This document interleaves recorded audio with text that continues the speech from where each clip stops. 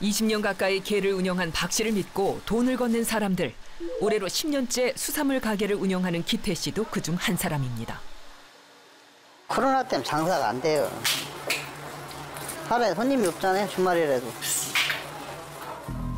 불경기의 장사만으로는 5천만 원 가까이 되는 가게세를 감당할 수 없었던 기태 씨. 그는 박 씨의 개를 선택했죠. 하지만 200만 원씩 꼬박 2년을 부어 마침내 갯돈을 타는 날, 기태 씨는 뭔가 이상한 점을 발견했답니다. 끝났는데 끝번이 많아요. 나도 끝번, 다른 사람도 끝번, 끝번들이. 끝번이면 이게 6천 이자를 해서 한 6천 얼마 산다고요. 그런데 다른 사람 모르면 자기도 끝번이라고 안 태주고. 순번에 맞추어 갯돈을 타야 하는데 서로가 마지막 순번이 된 상황. 곧바로 박 씨를 찾아갔습니다. 개원들이 가서 이제 따지고 간 거지. 가서 가니까 이제 개 장보도 없고 이제 다른 사람들이 이제 막 되니까 누구 옛날 태줬나 태준 사람 빠빠 써라 그랬더니 쭉 쓰더라고 이게. 개원들이 문제를 제기하자 갯돈을 타는 순번을 다시 적어준 개주. 그런데 그 결과는 참담했습니다. 나 같은 경우에는 이름도 이제 장부에 이름도 없더라고요. 장부에 기태 씨의 이름은 제대로 적혀 있지 않았고 개주가 개원들의 순번조차 끝까지 적지 못했다는 겁니다. 개에 참여했던 일부 개원들이 한자리에 모였습니다. 그들은 박 씨의 개가 장부만 엉망이었던 게 아니라고 말합니다. 50주명인데 도관이란 사람 그러더라고. 도관하는 사람도 몇 명 안 되니 이 사람 돌아버리지. 들어가. 그런데 그 명단이 다 틀려 이름이. 지 맘대로 써가지고. 나는 개주 이러네. 그녀가 운영하는 개는 26명이 돌아가며 5천만 원을 타는 순번개. 뒤로 갈수록 이자가 높아 사람과 돈을 관리하느라 고생한 개주가 말번으로 타가는 경우가 일반적입니다. 하지만 개주 박 씨는 정반대로 항상 첫 번째 순서로 갯돈을 타갔다는 겁니다.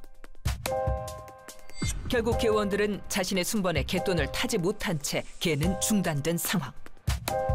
게다가 주민들은 남편 신 씨가 죽음을 선택하기 전까지 한 행동이 있다고 말합니다. 돈 때문에 죽어서 돈 얻어대다 나중에는 이제 여자가 얻어댈 데 없으니까 죽는 날까지 그거 상자집 보고도 돈 달라고 다 빌려달라고 안 주니까 죽었지. 그는 왜 죽는 날까지 주민들에게 돈을 빌리러 다녔을까요? 신 씨에게 여러 차례 돈을 빌려준 건 우현 씨도 마찬가지였습니다. 아들 아파트 사준다고. 예. 그러고 나서 처음에 2천만 원, 4천만 원, 1천만 원, 5천만 원, 2천만 원 해갖고 1억 7천이고요. 친구 못 믿으면 누구 믿냐고 그러고서 돈을 준 거예요. 때론 친구이자 가족처럼 이웃들을 챙기면서도 자신들의 일을 이유로 수억 원의 돈을 빌려간 부부. 결국 돈을 갚겠다는 약속은 한낱 종이 한 장에 불과했습니다.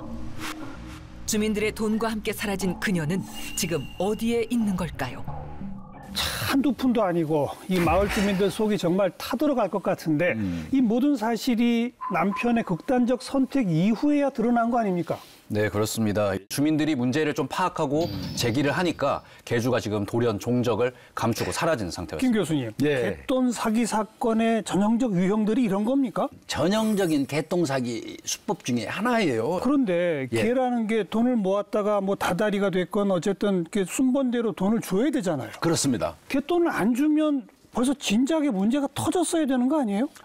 순번개 또 혹은 뭐 번호개라고 하는 게 있는데 1번인 경우에는 거의 이자가 없습니다. 제일 먼저 타가니까. 그렇죠. 근데 이제 그거는 대체로 개주들이 안 타요. 근데 이 사기를 하는 어떤 개주들 입장은 항상 본인이 1번을 선택을 해서 돈을 타고요.